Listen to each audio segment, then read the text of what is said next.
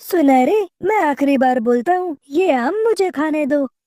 क्यों जग्गू, मैं अपना आम तुम्हें क्यों खाने दूं? इसे मैंने खोजा था, तो ये आम भी तो मैं ही खाऊंगी। तुम देती हो या अपनी मम्मा को बुलाऊं? नहीं दूंगी, आधा खाना ही तो खाओ, पूरा आम तुम्हें नहीं मिलेगा। ये बोलकर टुनटुनी चिड़िया की बेटी आम खाने लगती है। सुनहरी को खाते देख जग्गू तो गुस्से में लाल पीला हुआ जा रहा था। वो भागा भागा अपनी मम्मा के पास जाता है। मम्मा, वो सुनहरी पूरा आम खा गई, मुझे अपना आम चाहिए।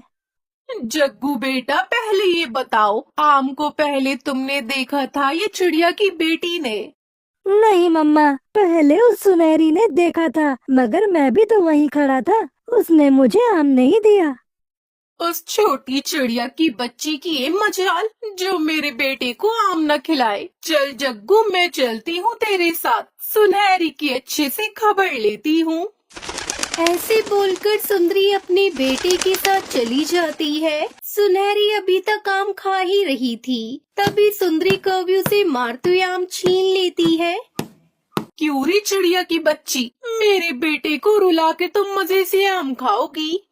आंटी, आप मुझे ना मारे, पहले पूरी बात तो सुन ले। आम को मैंने खोजा था, जग्गू तो मुझसे लूट कर अकेले ही खाना चाहता था। आप इसे मारे ना, तभी ये सुधरेगा।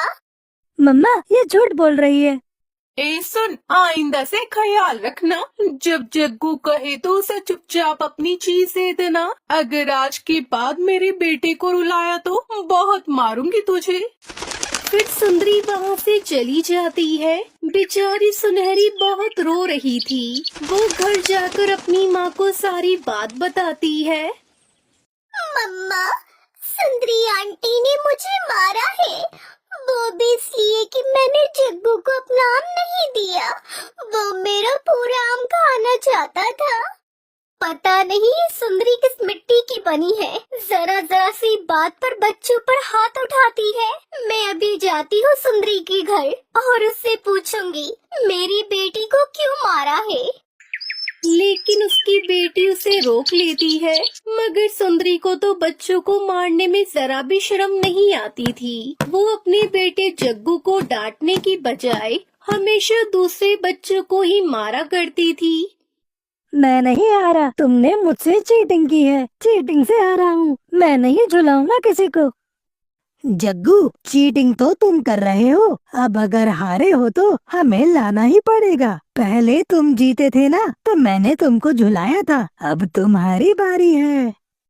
जग्गू हार गया, जग्गू हार गया, अब मुझे अपनी पीठ पर बिठाकर उस बेरी के पेड़ पर छोड़ कर आओ।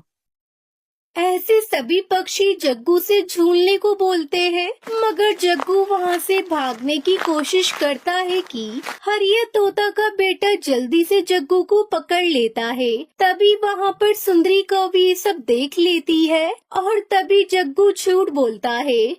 मम्मा, आप आ गई, मुझे बचाओ, ये सब मिलकर मुझे पीटना चाहते हैं। क्यों रे शैतान बच्चे, मेरे अकेले जग्गू को पीटेगा? मैं अभी मजा चखाती हूँ तुझे। हरिया तोता के बेटे ने जग्गू को पकड़ा हुआ था। सुंदरी उसे पीटना शुरू करती है। हरिया तोता का बेटा भागकर अपनी मम्मा के पास चला जाता है। क्या हुआ टीटू, आप रो क्यों रही हो? और आपके मुंह पर ये क्या हुआ?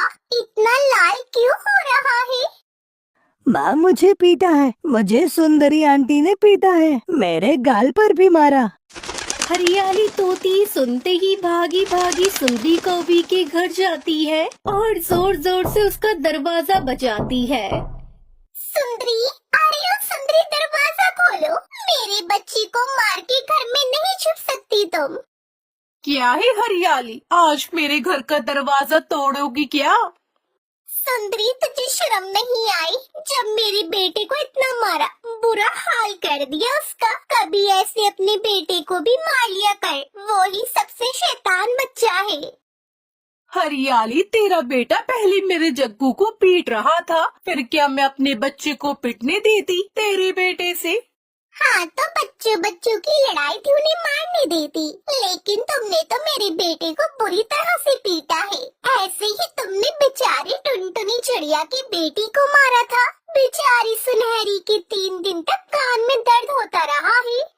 टुनटुनी चिड़िया की बात सुनते ही सुंदरी कौवी को बहुत गुस्सा आता है। वो हरियाली से बोलती है, अच्छा तो अब मैं समझी, टुनटुनी चिड़िया की बेटी की हिमायती बनकर आई है तो। सुंदरी, सच बात तो ये है कि पूरे जंगल के पक्षी के बच्चे तुमसे परेशान हैं। डायनों की तरह मारती हो तुम, डायनों की तरह। हरियाली की बातें सुनकर सुंदरी को बहुत गुस्सा आता है और वो हरियाली पर भी हाथ उठाती है। फिर वो दोनों काफी देर तक लड़ती रहती है। सुंदरी हरियाली को बहुत मार चुकी थी।